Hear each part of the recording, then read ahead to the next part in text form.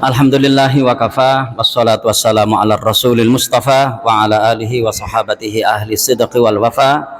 Ashhadu an la ilaha illallah wahdahu la syarikalah, syahadata sidqin wa haq, wa ashhadu anna muhammadan abduhu wa rasuluhul mab'uts rahmatan lil alamin. Allahumma salli wa sallim wa barik ala Muhammad wa ala alihi wa sahabatihi ajmain. Amma ba'd, para bapak dan ibu sekalian, khususnya segenap pimpinan cabang Muhammadiyah Sugiyo dan para pimpinan ranting Muhammadiyah sekecamatan Sugiyo, ibu-ibu dari Aisyah, Nasihatul Aisyah dan yang lainnya.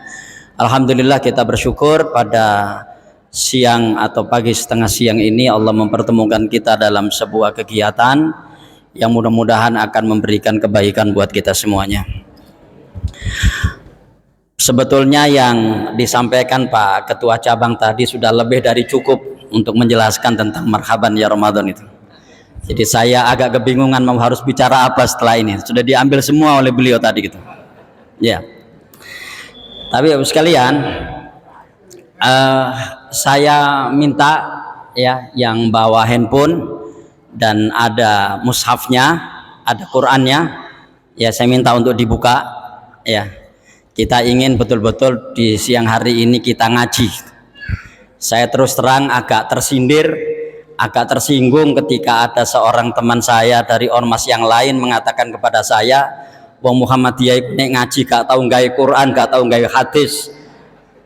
Ya padahal katanya kembali pada Quran dan Sunnah, tapi sepanjang pengajiannya nggak ada satupun ayat, nggak ada satupun hadis disampaikan.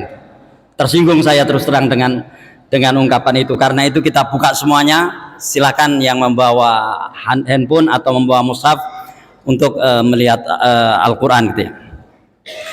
Bapak Ibu sekalian, ada dua fakta tentang syariat puasa di dalam Al-Quran itu. Yang pertama-tama bahwa syariat tentang puasa di dalam Al-Quran itu proses mewajibkannya itu dengan kalimat kutiba. Ya, dengan kalimat kutiba. Kutiba itu fi'il madhi, ya, kata kerja yang menunjukkan waktu yang lalu. Tapi dia menggunakan kalimat pasif. Ya, diwajibkan. Jadi bukan Allah mewajibkan, tapi diwajibkan. Yang kalau makna aslinya itu ditulis. Ya, ditulis. Ini fakta yang pertama ini. Dan di dalam Al-Quran proses mensyariatkan sesuatu dengan kalimat kutiba itu cuma 4 ayat, cuma 4 syariat dan tidak ada di syariat yang lain.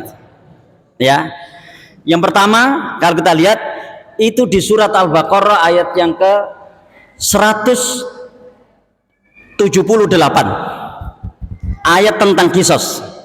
Ini makanya yang bawa mushaf tolong dilihat ya. Jadi di situ Allah berfirman, ya ayyuhalladzina amanu kutiba alaikumul qisasu fil qatla. Jadi wahai orang-orang yang beriman, diwajibkan atas kalian untuk melaksanakan kisos. Dan kita semua tahu kisos itu adalah hukuman bagi orang yang membunuh. Ya, negara kita belum melakukan itu. Tapi di beberapa negara muslim sana itu sudah melakukan itu. Bagi Bapak yang pernah haji atau umroh dan kemudian ke Jeddah, ya, di Jeddah itu ada sebuah masjid yang masjid itu terkenal dengan Masjid Kisos. Kenapa? Karena setiap kali ada kisos, proses pelaksanaannya itu ada di samping masjid itu. Ada lapangan kecil begitu yang digunakan untuk mengkisos orang yang membunuh. Itu yang pertama. Jadi yang menggunakan kalimat kutiba itu yang pertama adalah syariat tentang kisos. Yang kedua adalah syariat tentang wasiat. Di ayat yang ke-180 dari surat Al-Baqarah. Memang ini agak berurutan ini ayatnya ini ya. Ayat yang ke-180 tentang wasiat. Ya monggo dicek kalau nanti salah ada yang nginterupsi ya. Karena ketika kita bicara tentang Al-Qur'an itu kan tidak boleh salah. Dan tidak ada orang yang bisa memastikan dirinya ketika membicarakan Al-Qur'an itu kemudian tidak pernah salah ya, karena itu nanti kalau ada yang salah mohon diinterupsi gitu ya. Itu ayat yang ke-180 ya, itu ayat tentang wasiat. Kutiba alaikum idza hadara ahadakumul mautu intaraka khaironil wasiyah. Ya, menggunakan kalimat kutiba di situ. Ya, menggunakan kalimat kutiba. Yang ketiga adalah ayat tentang puasa di 183-nya. Ya, ya ayyuhalladzina amanu kutiba alaikumus siyam. Ya. Jadi wahai orang-orang yang beriman, diwajibkan atas kalian berpuasa. Yang ketiga ini. Yang keempat di ayat yang ke-216-nya. Ya, di ayat yang ke-216 itu syariat tentang perang. Kutiba alaikumul qital fahuwa kurhun lakum. Diwajibkan atas kalian berperang, sementara perang itu sesuatu yang kalian tidak sukai, gitu. Nah, kalau kita lihat dari 4 syariat ini, itu semuanya adalah syariat besar yang berat. Ya, makanya Imam Ar-Razi di dalam tafsirnya itu, kenapa menggunakan kalimat pasif? Kok tidak menggunakan kalimat aktif? Kok bukan kataballahu as-siyam? Itu ya. Jadi Allah mewajibkan atas kalian berpuasa. Kenapa bukan begitu? Kok kutiba alaikumus siyam? Karena puasa itu syariat yang berat. Ya, puasa itu syariat yang berat waktu itu. Ya kan? Kita tahu bahwa puasa itu disyariatkan oleh Allah Subhanahu wa taala pada tahun kedua Hijriah. Tepatnya di bulan Sya'ban. Dan waktu itu kondisi musim sangat panas. Arab Saudi itu kalau sudah panas ya, itu bisa-bisa di angka 50 derajat Celcius. Kita bisa bayangkan gitu ya, bagaimana itu bisa terjadi gitu. Saya pernah di Riyadh itu sampai 52 derajat, sangat panas sekali gitu. Sehingga orang berpuasa itu bukan sesuatu yang mudah untuk dilakukan saat itu. Itu sebabnya kenapa dengan pendekatan kasih sayang Allah Subhanahu wa taala, cara mensyariatkan puasa itu dengan kutiba alaikumus siyam kama kutiba alal ladzina min qablikum. Jadi diwajibkan atas kalian berpuasa sebagaimana puasa itu diwajibkan kepada orang-orang sebelum kalian. Jadi ini semacam ada pendekatan kepada struktur berpikir kita bahwa ya, puasa itu tidak berat. Buktinya orang-orang dulu itu juga melakukannya. Gitu ya. Jadi kita lihat di sini Bapak Ibu sekalian, syariat puasa itu disandingkan oleh Allah Subhanahu wa taala sama dengan syariat qisas, sama dengan syariat perang. Ya kan? Ini kan dua-duanya ini kan berat banget ini kan. Artinya memang puasa itu berat. Ya, puasa itu berat. Dari sisi pelaksanaannya berat. Kalau kita di Indonesia ini, beratnya itu kan bukan semata-mata persoalan fisiknya. Ya, kalau persoalan fisik saya tidak berat, anak kelas 6 SD saja bisa berpuasa, anak kelas 5 SD bisa berpuasa. Karena memang musim kita ini relatif adalah musim yang cukup enak, tropis gitu ya. Tapi bayangkan di negara-negara Eropa misalnya, ya, atau di Jepang ketika dia musim panas misalnya, orang itu bisa berpuasa 20 sampai 21 jam. Ya kan? Nggak gampang memang ini. Tapi itulah yang terjadi dan itu sebabnya kenapa Allah menggunakan kalimat kutiba. Makanya saya sampai sekarang itu berpikir, kenapa di negara-negara barat yang relatif durasi waktu puasanya rumit seperti itu, tapi jumlah kaum muslimin bertambah. Ya, jumlah kaum muslimin bertambah. Ya. Ini kan yang menarik kalau kita kaji. Bukankah amal-amal Islam ini di mata mereka memberatkan? Tapi kemudian ternyata mereka malah banyak yang masuk Islam. Itu fakta pertama ya tentang syariat puasa di dalam Al-Qur'an.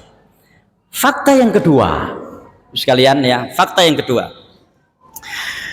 Kendati syariat Islam tentang puasa itu berat, ya kan? Tapi Allah Subhanahu wa taala tidak mensyariatkannya dengan ayat-ayat yang banyak.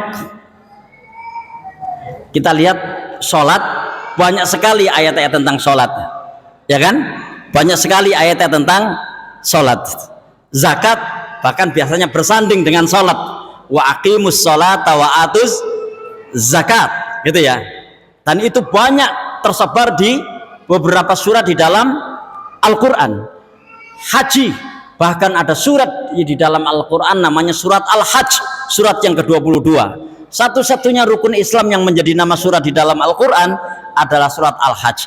Jadi baik sholat, zakat, haji, itu sangat banyak sekali ayat-ayat di sana. Tapi puasa Ramadan cuma 5 ayat. Ya, syariat tentang puasa Ramadan di dalam Al-Quran itu cuma 5 ayat. Dan itu berurutan semuanya, dan kita tidak akan menjumpai syariat Ramadan di ayat-ayat yang lain atau di surat-surat yang lain. Ya, jadi syariat puasa Ramadan itu hanya di 5 ayat Bapak Ibu sekalian. Surat Al-Baqarah 183, 184, 185, 186 dan 187. Nah, monggo dicek tuh. Kita tidak melihatnya di ayat-ayat yang lain atau surat-surat yang lain. Hanya di 5 ayat itu. Dan 5 ayat ini sudah merepresentasikan keseluruhan hal yang terkait dengan masalah puasa, ya kan? Kapan mulai puasa, kapan berbuka, bagaimana syariat iktikaf, bagaimana puasanya orang tua, bagaimana puasanya orang sakit, ya, dan seterusnya. Itu ada di 5 ayat itu, ya, ada di 5 ayat itu. Dah sekalian, hikmahnya mungkin wallahu alam bishawab, saya tidak tahu, kendati syariat puasa itu berat, tetapi cara melaksanakan puasa itu tidaklah terlalu sulit, ya. Cara melaksanakan puasa itu tidak terlalu sulit begitu. Dan oleh karena itu cuma ada di 5 ayat. Makanya kalau kemudian orang mengadakan acara marhaban ya Ramadan atau pengajian menjelang bulan Ramadan dan seterusnya, itu sesungguhnya hanyalah sekadar untuk mereview kembali pemahaman kita tentang bulan Ramadan, bukan kemudian menjelaskan berkali-kali apa dan seterusnya, ya kan? Kenapa? Karena itu tadi nggak terlalu sulit berpuasa itu. Tetapi saya ingin mengatakan pada kesempatan ini, justru karena tidak terlalu sulit itulah sehingga banyak orang kemudian menganggap remeh puasa dan akhirnya puasanya tidak sampai kepada target yang dia harapkan. Nah itu sekalian. Nah karena itulah kalau kita lihat kenapa akhirnya bulan Ramadan itu menjadi sangat penting, karena memang di dalam bulan Ramadan itu dari sisi fakta syariat itu disyariatkan hukum Islam yang bernama puasa. Dari sisi fakta sejarah di bulan Ramadan itu banyak terjadi perang yang di situ kaum muslimin menang. Makanya kalau kita lihat itu kan agak berbarengan Bapak sekalian ya. Jadi ketika puasa itu disyariatkan oleh Allah Subhanahu wa taala pada bulan Sya'ban tahun kedua Hijriah, yang pelaksanaannya pada bulan Ramadan tahun kedua Hijriah, sementara syariat perang itu disyariatkan oleh Allah Subhanahu wa taala pada tahun yang sama, tahun kedua Hijriah, pada bulan Ramadan tanggal 17. Jadi 17 Ramadan itu ya kan terjadi perang yang bernama perang Badar. Akhirnya berturut-turut bulan Ramadan itu menjadi inspirasi kemenangan kaum muslimin. Jadi bukan saja mereka berhasil mengalahkan hawa nafsunya, tapi mereka berhasil mengalahkan musuh-musuhnya yang tidak suka kepada Islam. Perang Badar tahun kedua bulan Ramadan tahun kedua Hijriah. Penaklukan kota Mekah 23 Ramadan tahun ke-8 Hijriah. Penaklukan Persia atau yang kita kenal dengan Iran, dan dulu Persia itu menjadi satu di antara 2 negara adidaya. Ya, ada Romawi, ada Persia waktu itu. Itu ditaklukkan oleh kaum muslimin pada masa pemerintahan Umar bin Khattab pada bulan Ramadan tahun ke-14 Hijriah. Ya kan?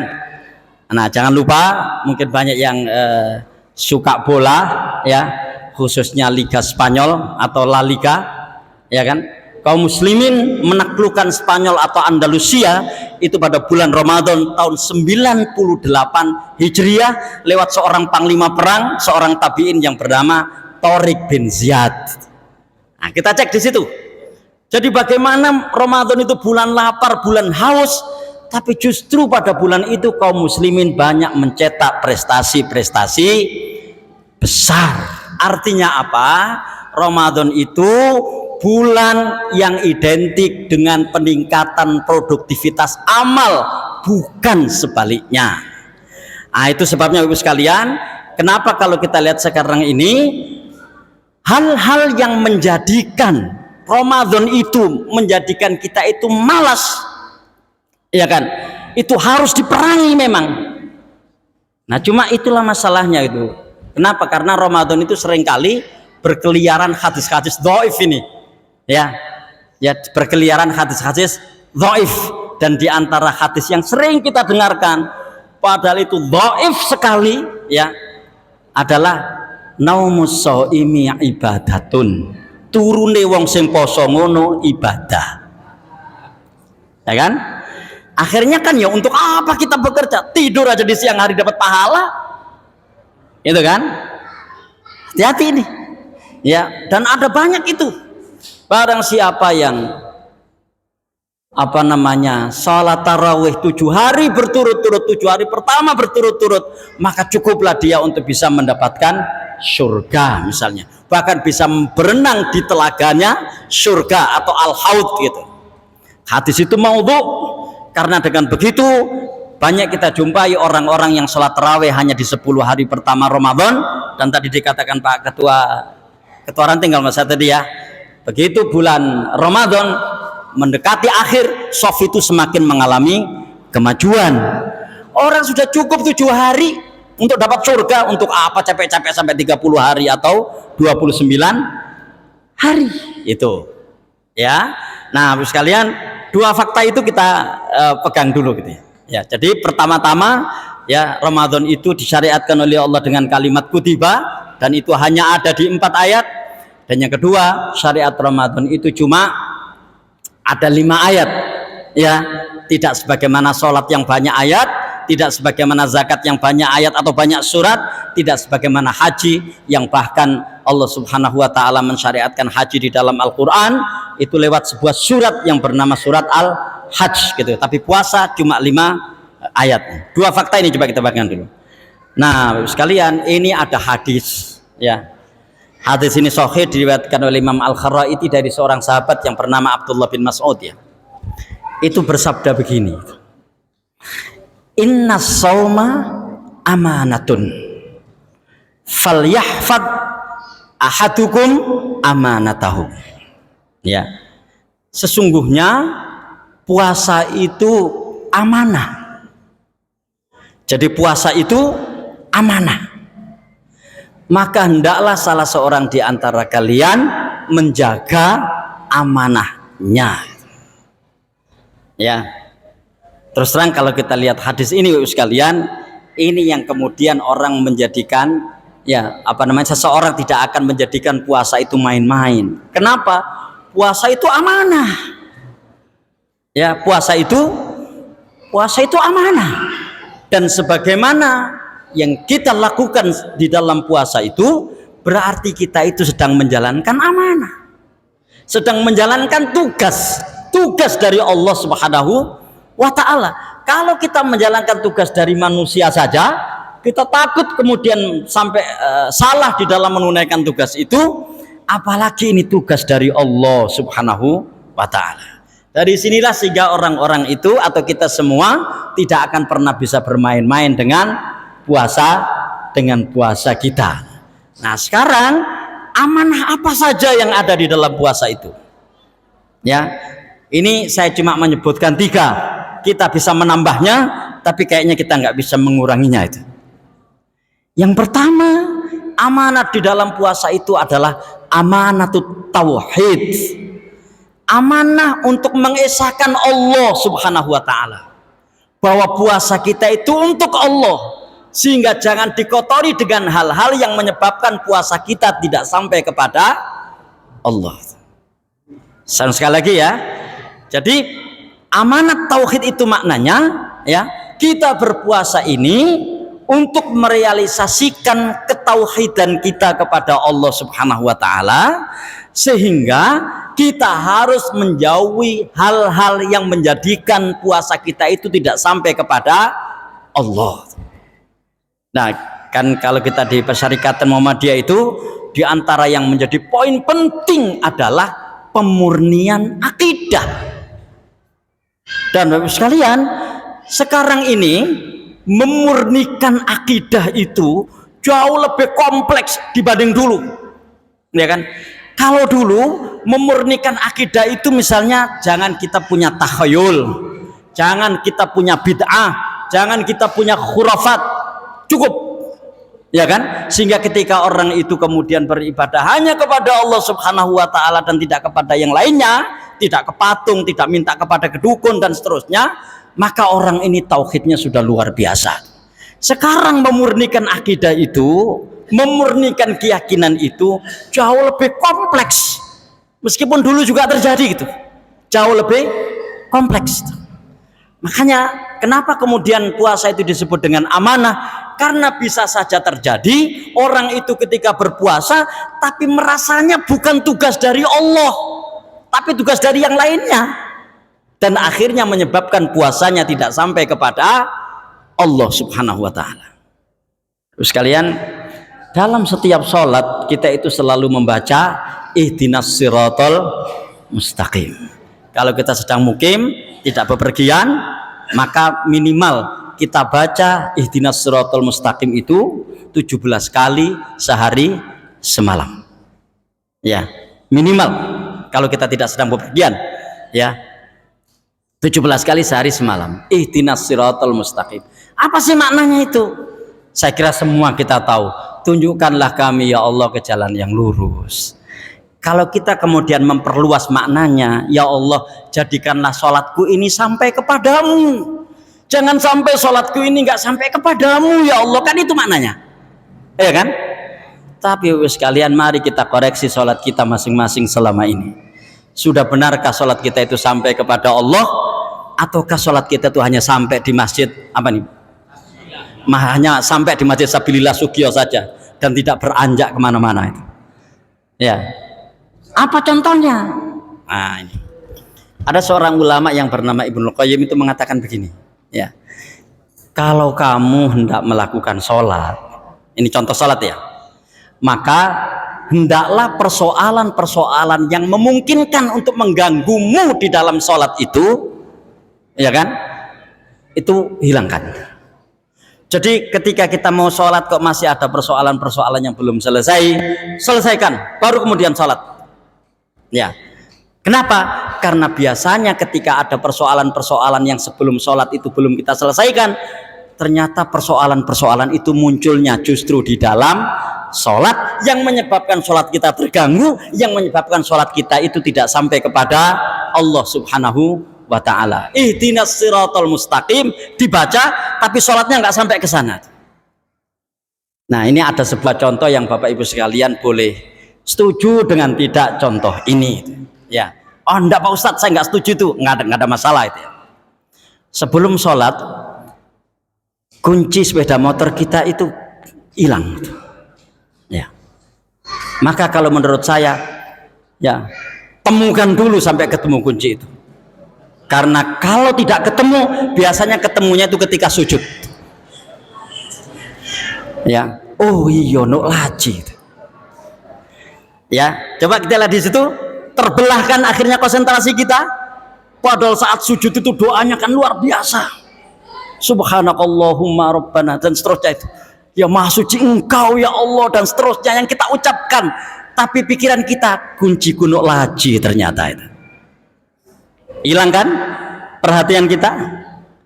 Nah, ini Bapak sekalian, ada pendapat yang menurut saya pendapat ini berat dan saya pun belum berani mengikuti pendapat ini. Imam Ghazali itu mengatakan, kalau ada orang sholat dan dalam 10 menit sholatnya itu ada 1 menit atau ada beberapa detik yang kemudian dalam sholatnya itu nggak konsentrasi ke sholat dan ingat yang lain, sholatnya itu batal. Imam Ghazali, kira-kira ning ngono salat dhewe batal kabeh balik balik. Coba kita lihat situ. Ya kan? Kita lihat situ. Kira-kira gitu. Makanya sekalian, ada sebuah hadis panjang, nanti kita bisa lihat, kita cek itu di riwayat Bukhari Muslim. Ya. Ada orang salat asar waktu itu. Rasulullah masih ada di situ. Orang ini masbuk. Oh, apa orang ini tidak ikut sholat berjamaah? Begitu selesai sholat, orang ini ya menyalami Rasulullah SAW. Ya. Dan ketika menyalami Rasulullah SAW, Rasulullah itu ternyata menepuk pundaknya dengan mengatakan, "Sholli fa innaka lam tusolli." Sholat kon ngono sik durung sholat. Akhirnya dia sholat. Ya, dia sholat. Allahu Akbar, selesai sholat, dia datang lagi kepada Rasulullah SAW. Rasulullah masih begitu menepuk bahunya dan mengatakan, "Sholli fa innaka lam tusolli." Sholat maneh kon ngono sik durung sholat. Ya, sampai ketiga kalinya begitu, sampai akhirnya orang ini kemudian mengatakan, "Alimni ya Rasulullah." Rasulullah nek ngoten jenengan ajari kula Rasul, sholat ingkang leres niku sing kek nopo? Ternyata ada satu, ya, kata para ulama terkait dengan hadis itu, ada satu kekurangan orang ini sholatnya itu. Apa? Tidak tumak nina. Tidak tumak nina itu kan maknanya, ya, di sini, ya, di Masjid Sabilillah ini dia sholat, tapi pikirannya nggak tahu kemana-mana, ke sawah, ke tambak, ke jalan dan seterusnya itu. Kira-kira begitulah tidak tumak nina itu. Ya kan? Kira-kira seperti itu maknanya. Nah, apa maknanya ini?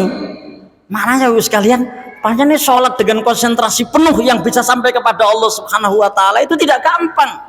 Inilah yang disebut sholat itu amanah. Ini juga yang disebut puasa itu amanah.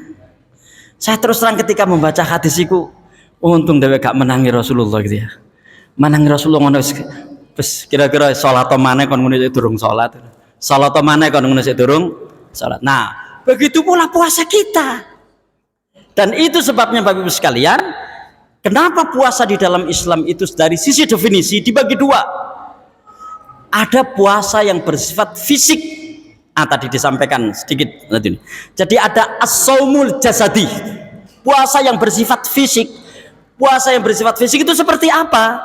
Yaitu menahan lapar dan dahaga, serta tidak berhubungan suami istri di siang hari, di bulan Ramadan, mulai dari terbit fajar sampai dengan terbenamnya matahari. Itu as-shaumul jasadi, puasa fisik. Ya, puasa fisik. Yang kedua, as-shaumur ruhi, puasa jiwa, puasa ruh, puasa nurani.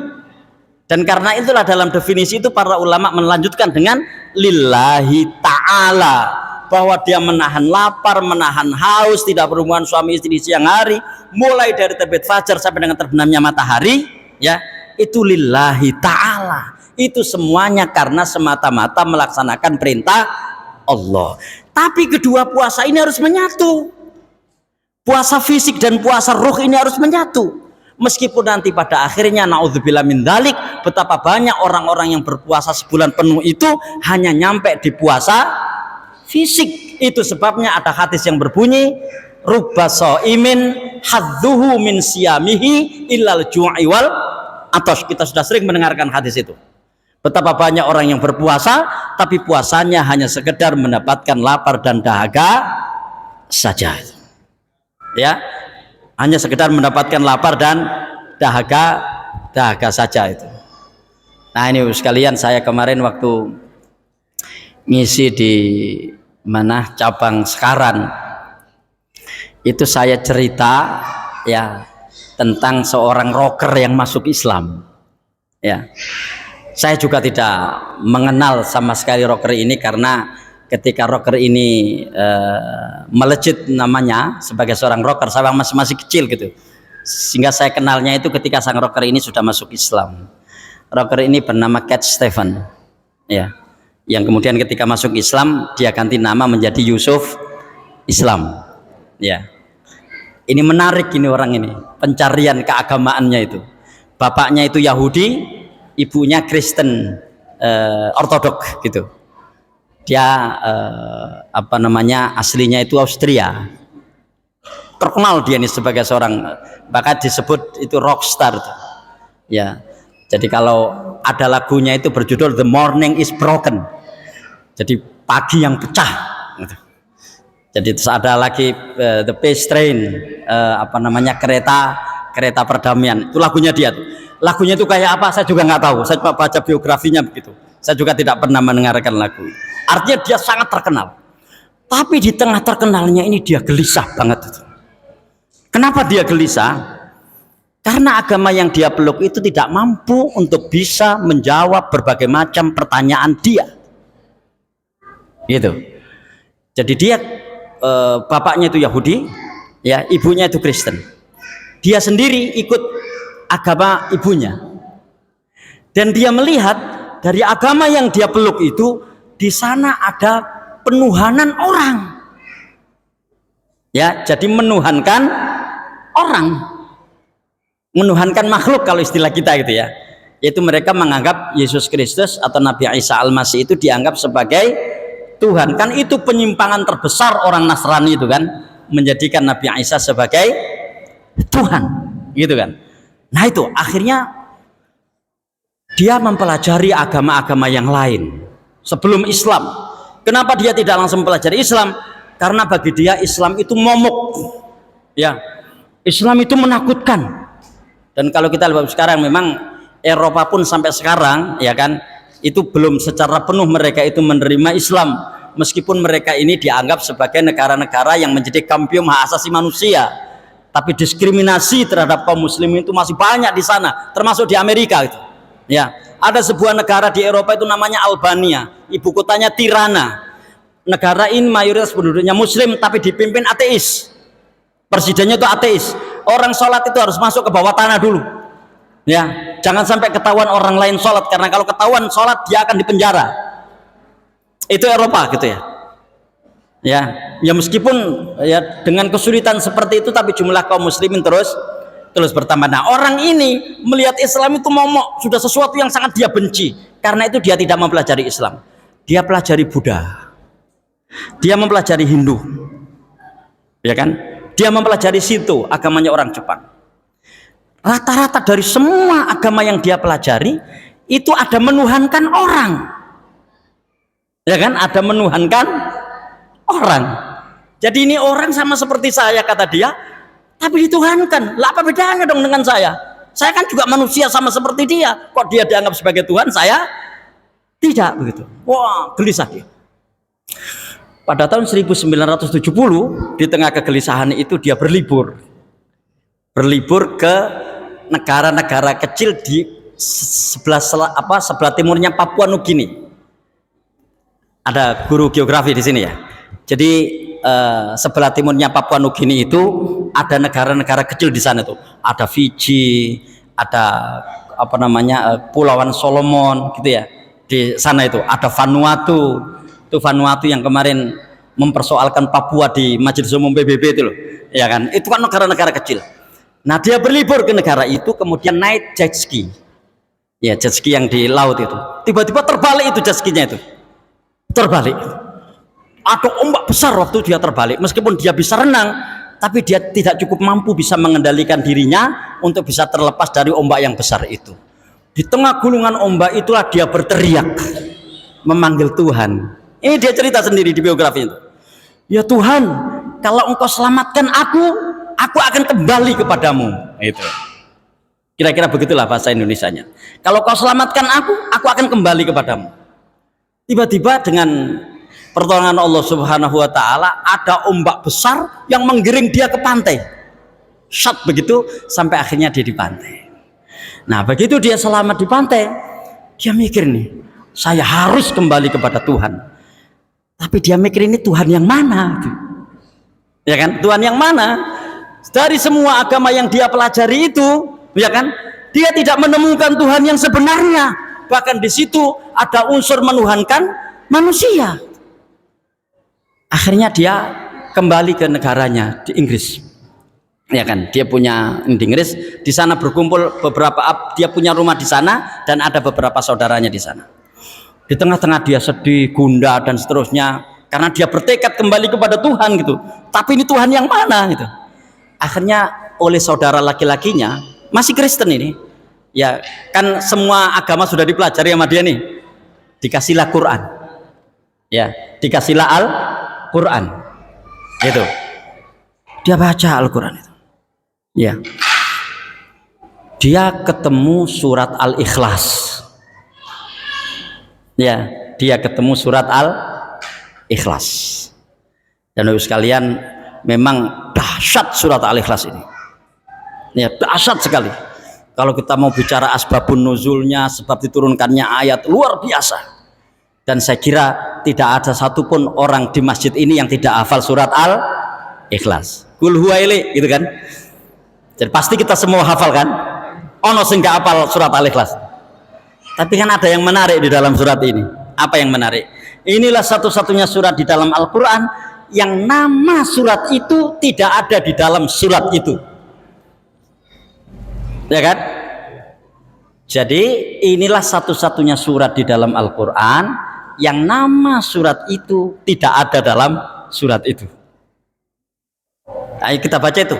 Qul huwallahu ahad, Allahus samad, lam yalid walam yulad walam yakul lahu kufuwan ahad. Nggak ada kata-kata ikhlas itu kan?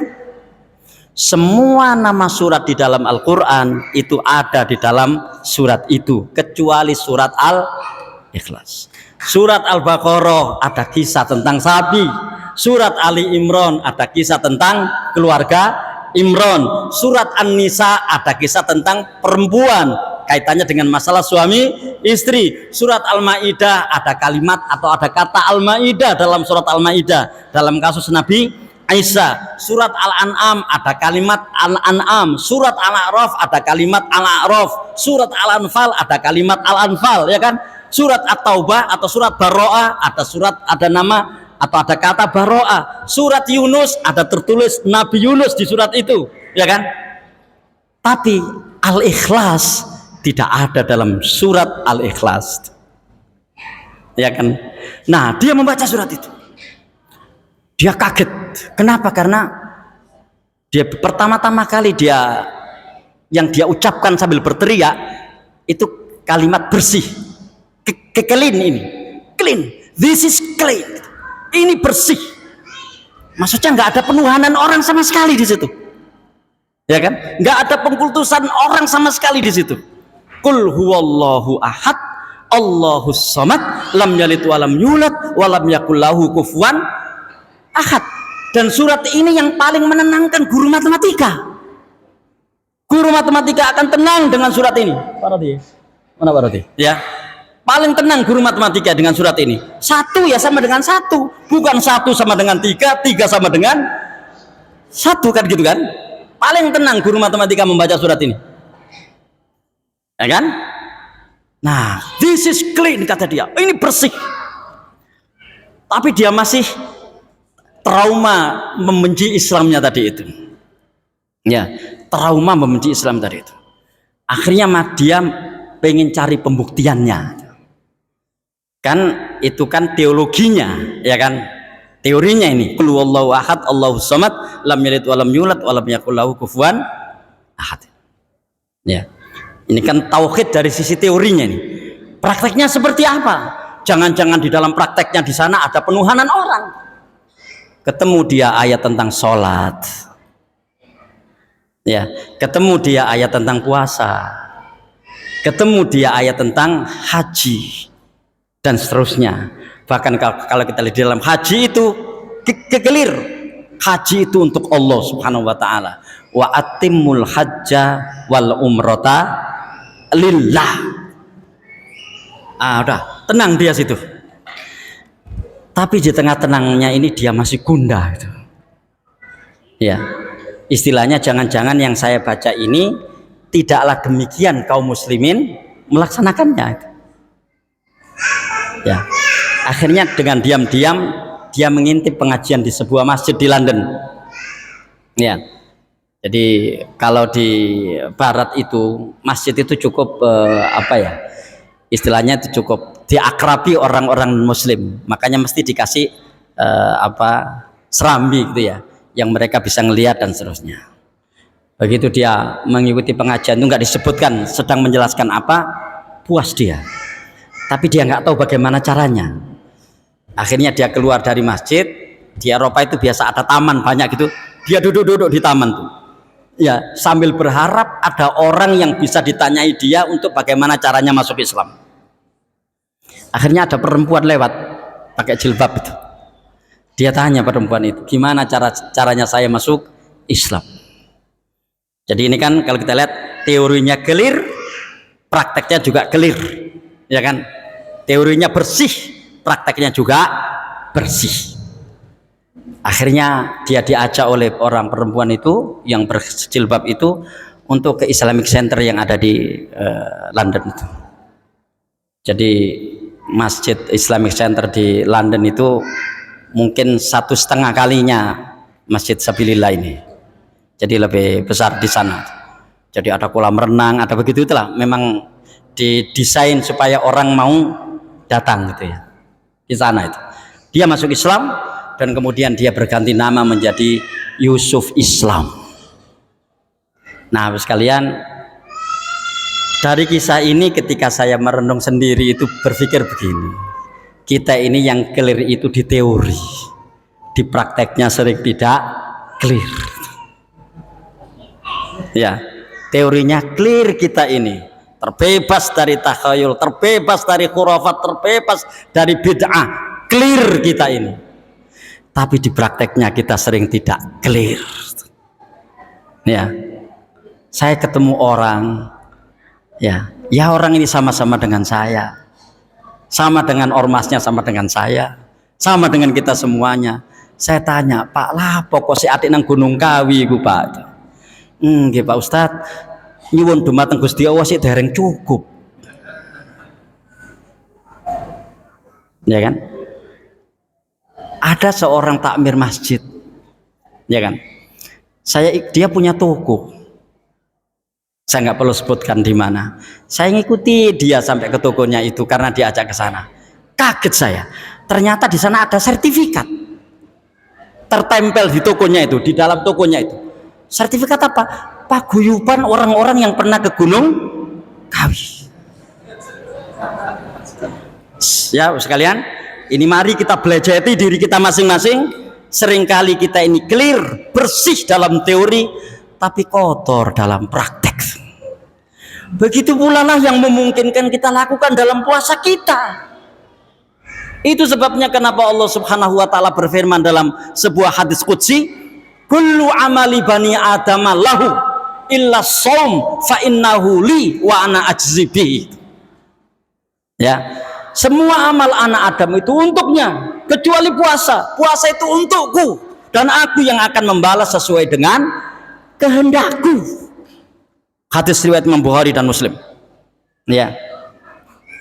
Di poin yang pertama ini yang perlu kita lihat betapa amanah yang pertama ini adalah amanah untuk seluruh syariat Allah Subhanahu wa taala itu. Ya. Sekali lagi sekalian, mari kita ingat-ingat ini, barangkali dengan mengingat ini kita akan terus berhati-hati. Dalam tataran teori kita ini bersih, tapi dalam tataran praktek kita ini masih banyak yang kotor. Yang pertama. Yang kedua, ya, puasa itu sekalian, amanah puasa itu adalah amanatul ibadah. Ini adalah amanah ibadah. Dan di dalam fikih disebutkan puasa itu masuk kategori ibadatun mahdhah. Ibadah mahdhah. Ibadah mahdhah itu artinya mulai A sampai Z-nya itu tidak ada satupun intervensi akal manusia di sana. Ya kan? Kalau mencari nafkah itu ibadah, tapi dia bukan ibadah mahdhah, dia ibadah ghairu mahdhah. Karena apa? Karena akan banyak intervensi akal di situ. Wajibkah mencari nafkah? Wajib. Bagaimana caranya? Diserahkan kepada masing-masing. Mana bakatnya? Ada yang bakat jadi pejabat, ada yang bakat menjadi pegawai negeri, ada yang bakat menjual bakso, ada yang bakat jadi petani, ada yang bakat menjadi petambak, dan begitu seterusnya. Tapi pada dasarnya mencari nafkah itu hukumnya wajib. Ya kan? Tapi dia ghairu mahdhah. Ada banyak intervensi akal manusia di situ sesuai dengan kecenderungannya masing-masing. Tapi kalau puasa itu ibadah mahdhah, tidak ada satupun intervensi akal di sana, mulai A sampai Z itu dijelaskan oleh Allah Subhanahu wa taala. Dan kita tidak boleh mereka-reka tidak boleh ya ngarang-ngarang tentang bagaimana puasa itu, gitu, tentang bagaimana puasa itu. Kapan mulai puasa? Mulai puasa dari terbit fajar sampai dengan terbenamnya matahari. Kapan terbit fajar? Ketika Abdullah bin Umi Maktum mengumandangkan azan subuh. Maka kata Rasulullah, ketika Bilal azan, makan dan minumlah. Karena Bilal ini tugasnya di azan yang pertama. Itu contohnya nih, ya kan?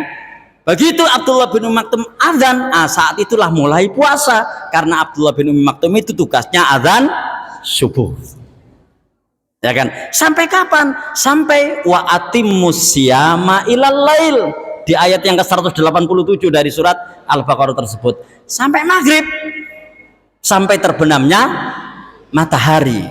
Enggak Pak, saya kepingin pahala dapat lebih banyak, saya berbuka waktu isya saja. Enggak bisa, enggak bisa. Itu loh. Di situ ibadah makhluk. Artinya apa Bapak sekalian? Artinya puasa ini mengajarkan kepada kita untuk taat kepada Allah Subhanahu wa taala dengan ketaatan yang terukur sebagaimana ketentuan Allah, tidak bisa kita tambah, tidak bisa kita kurangi. Itu maksudnya amanatul ibadah.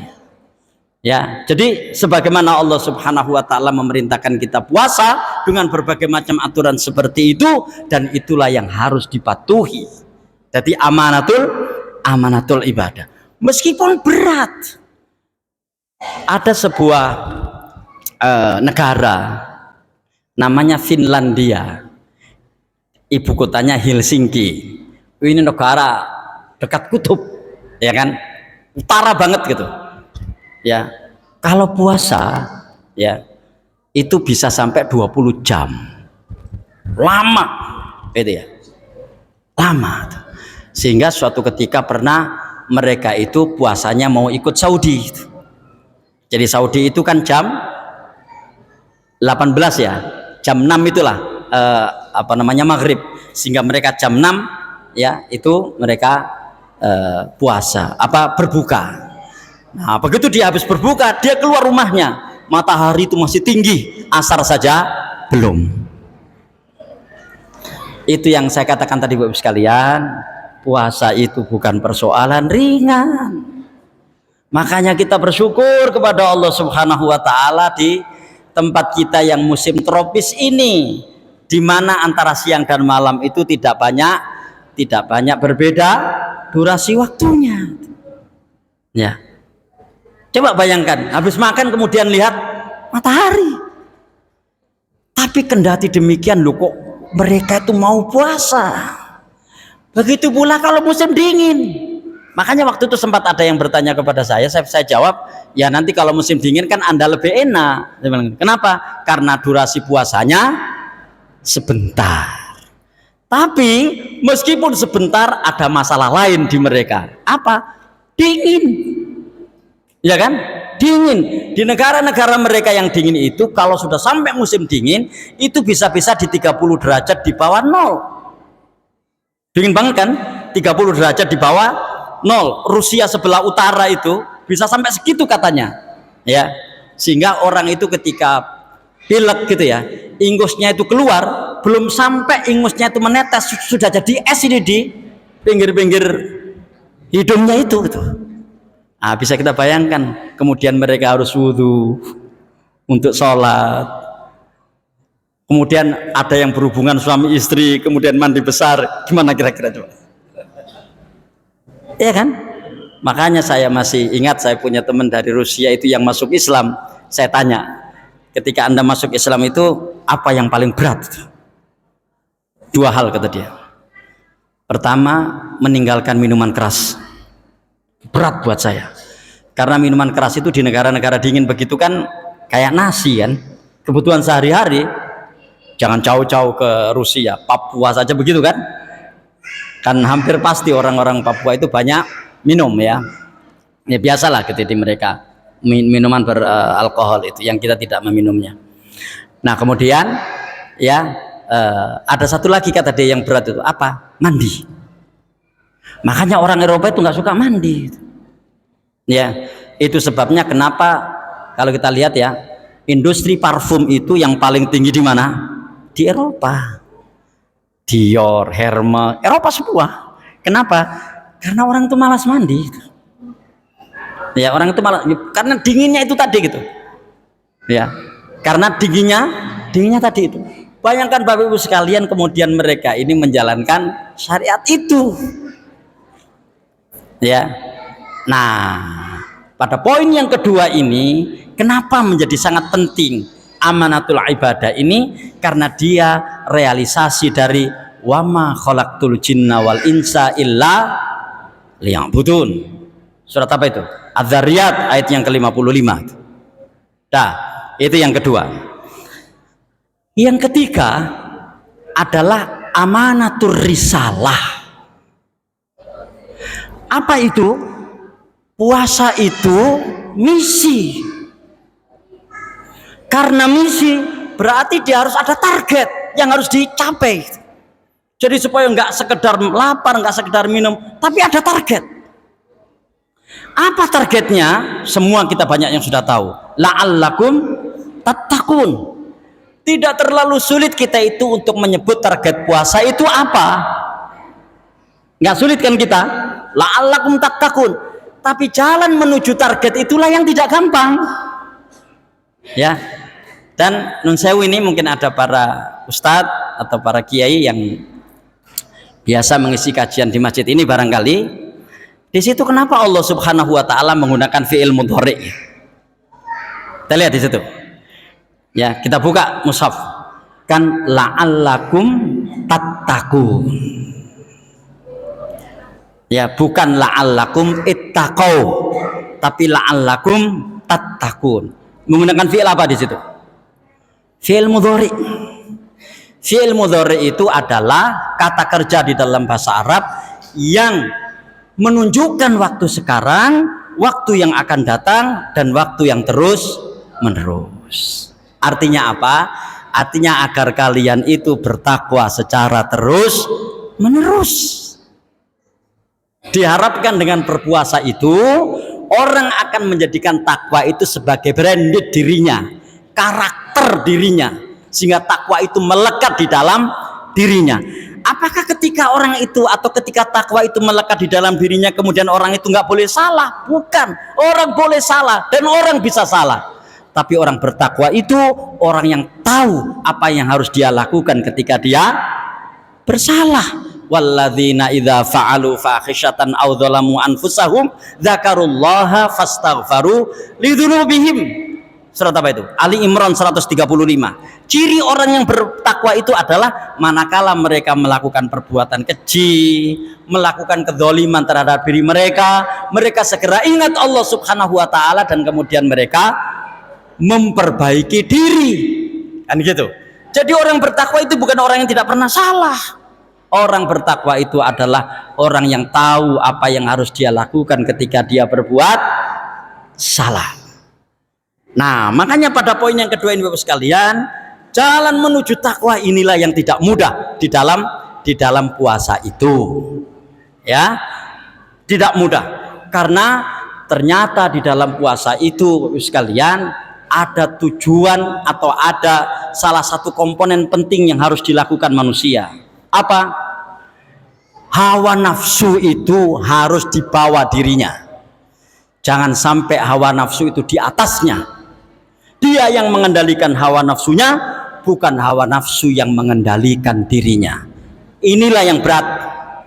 Ya, inilah yang berat. Dan Bapak sekalian, persoalan hawa nafsu itu akan cenderung mengajak orang berbuat tidak baik. Itu ya, akan cenderung mengajak orang berbuat yang tidak baik. Makanya non saya mohon maaf kalau ini saya salah ya.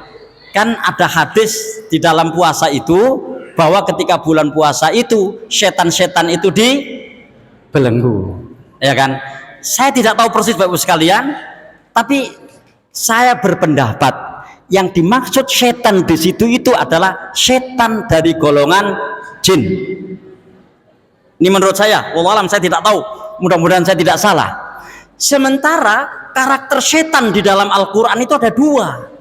minal jinnati wan nas. Ya, jadi setan itu ada berupa manusia. Ya. Dan setan yang berupa manusia itu muncul dari mana? Muncul dari hawa nafsunya.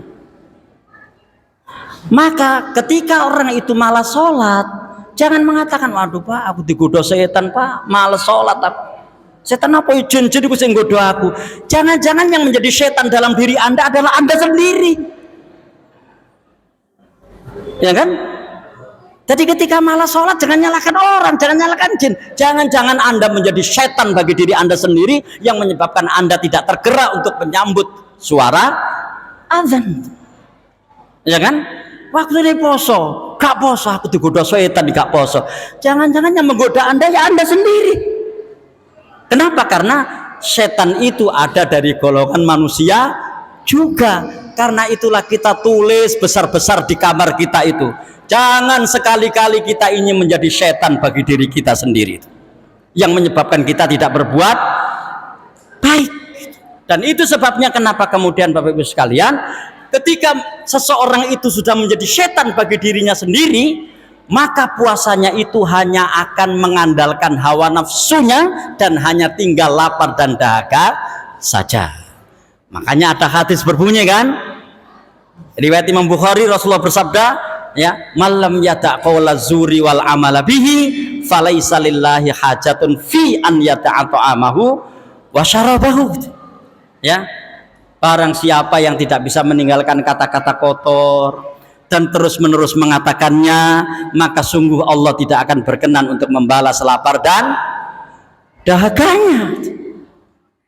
Nah, karena itulah untuk mengantisipasi agar kita ini bisa melawan setan di dalam puasa ini, maka dua ibadah di bulan Ramadan itu harus kita lakukan semuanya. Pertama, dalam bulan Ramadan ini ada ibadah yang bersifat defensif, menahan, dan itu namanya puasa. Ya kan? Namanya puasa. Tapi di sekitar puasa ini ada ibadah-ibadah yang disyariatkan oleh Allah Subhanahu wa taala untuk menyempurnakan puasa kita, yang ibadah-ibadah ini ofensif, kita lakukan sebaik-baiknya dan sebanyak-banyaknya. Itu minimal ada berapa itu? 10. Ini bisa ditambah tapi nggak bisa dikurangi. 10. Kita fokus ya. Karena di 10 itu nanti ada yang nomor 10 yang sepertinya kita tidak semuanya bisa melakukannya itu. Mungkin hanya orang-orang tertentu. Kita fokus di 9 itu. Berarti kita fokus dengan puasa jadi 10. Ya. 1. Sahur. Sahur itu ibadah utama dalam berpuasa. Persyariatan sahur itu lewat hadis yang diriwayatkan Imam Bukhari dan Muslim. Tasahharu fa inna fis sahuri barokah. Kenapa saya katakan utama? Kapan Bapak Ibu sekalian sahur? Sahur itu di sepertiga malam yang terakhir. Bahkan kita diperintahkan untuk mengakhirkan sahur, ya kan? Jadi kapan? Di sepertiga malam terakhir. Dan sepertiga malam terakhir itu adalah waktu terbaik orang itu berdoa. Sholat tahajud itu disyariatkan oleh Allah Subhanahu wa taala pada sepertiga malam yang terakhir. Ya kan? Jadi yang pertama sahur. Nah, karena itu ketika sahur, khusyuklah di dalam sahur. Ini usulan saya Bapak sekalian, Bapak Ibu boleh setuju atau tidak. Ojo sahur mek ndelok lawak. Ya kan? Jadi ini makanan ke sini kita makan, tapi mata ke sana enggak tahu lawakan-lawakan siapa itu.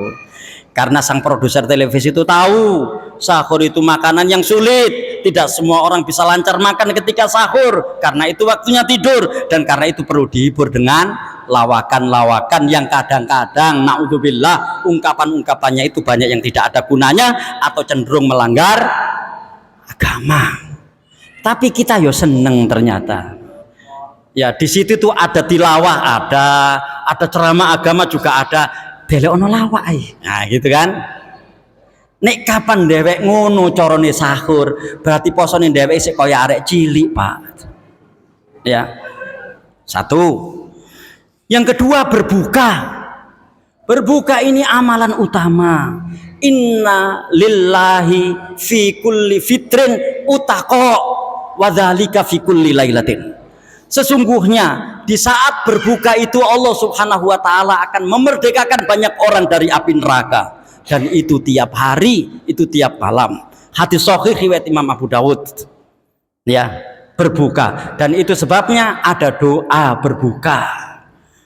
Dan saya cek di dalam buku-buku hadis, wallahu alam, barangkali ada yang lebih tahu daripada saya, doa berbuka itu hanya satu yang sahih. Mungkin yang selama ini kita tahu kan Allahumma laka sumtu, ya, wabika amantu walaka aftartu, itu dhaif hadis itu.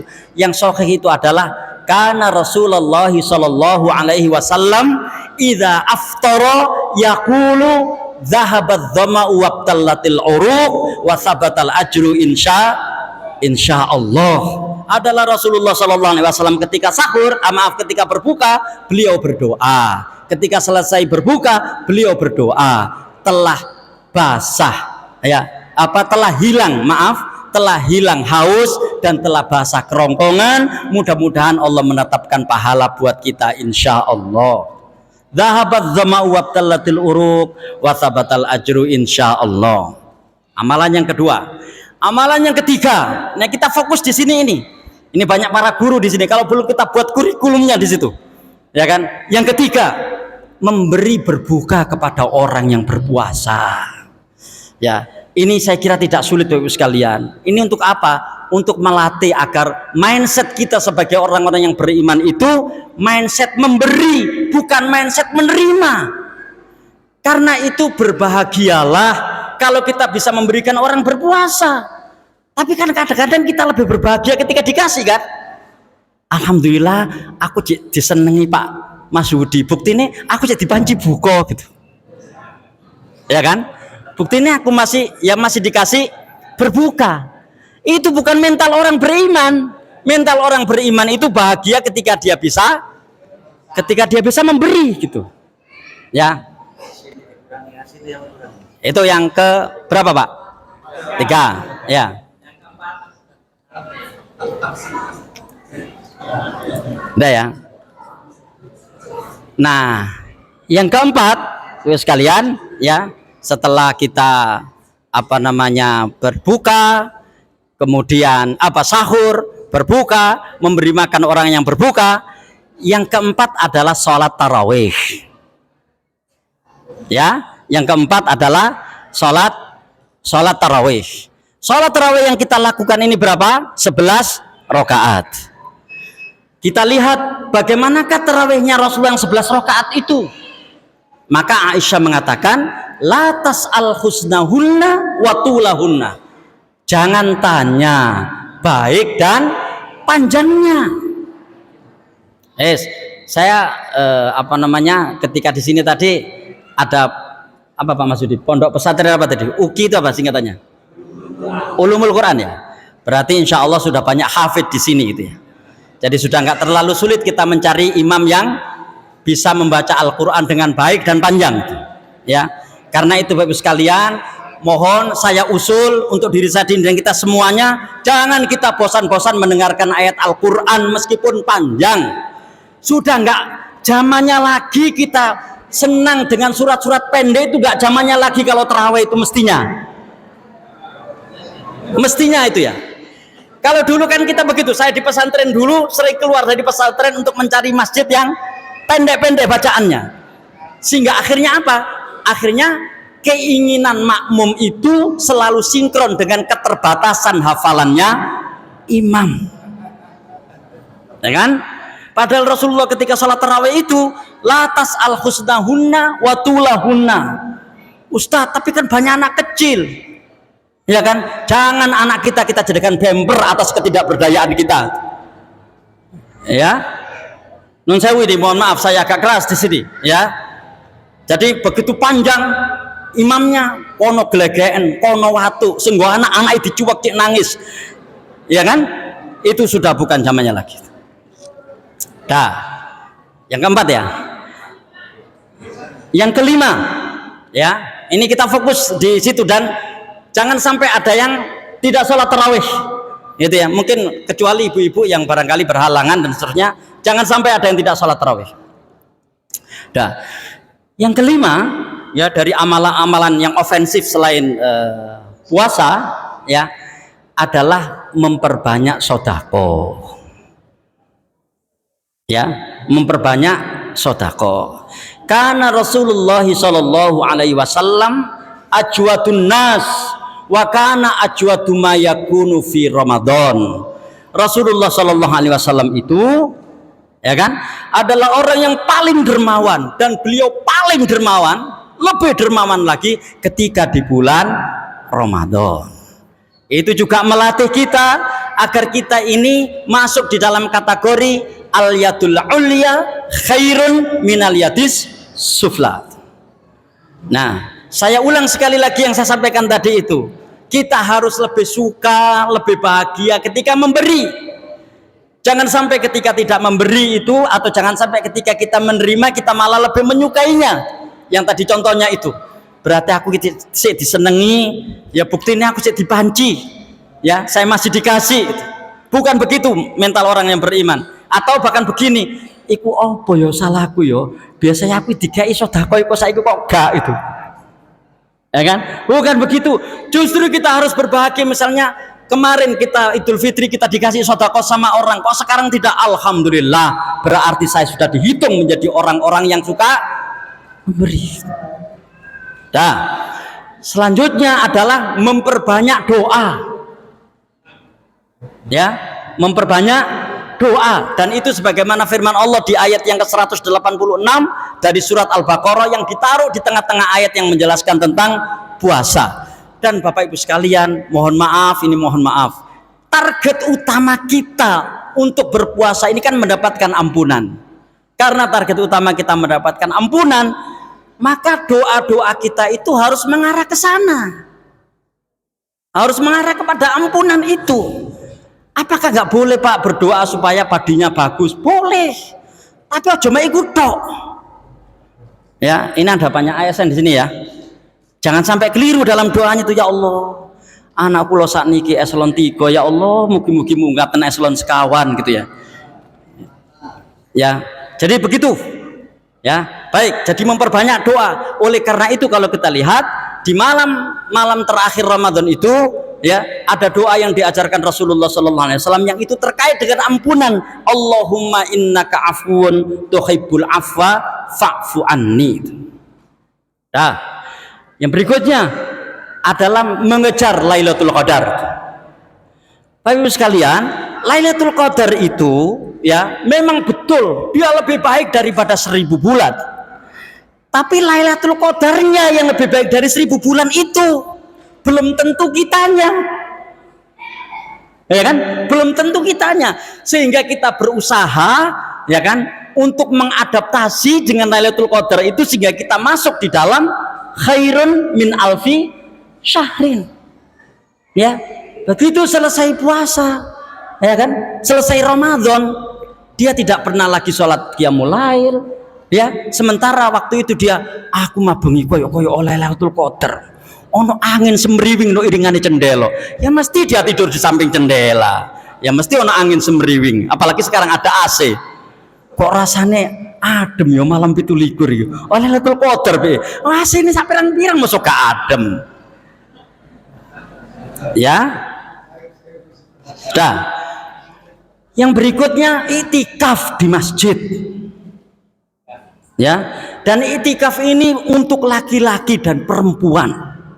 Di dalam hadis begitu, Rasulullah SAW itu biasa itikaf, dan kemudian istri-istri beliau juga mengikuti itikaf sebagaimana yang beliau lakukan.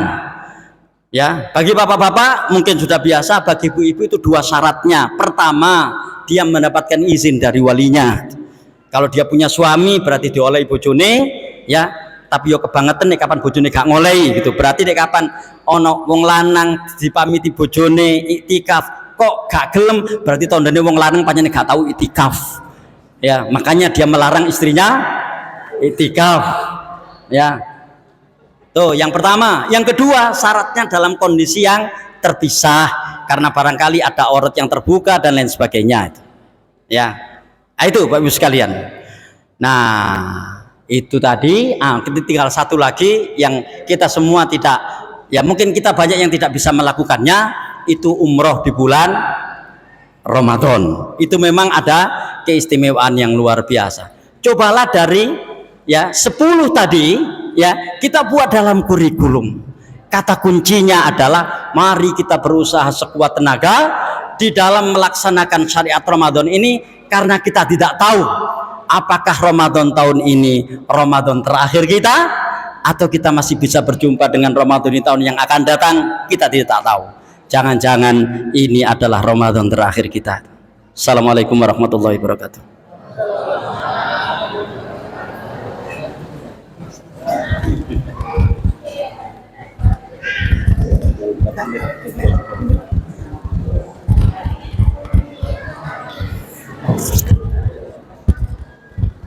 Terima kasih disampaikan Ibu Bapak jamaah yang kami hormati. Demikian tadi kajian Al-Islam.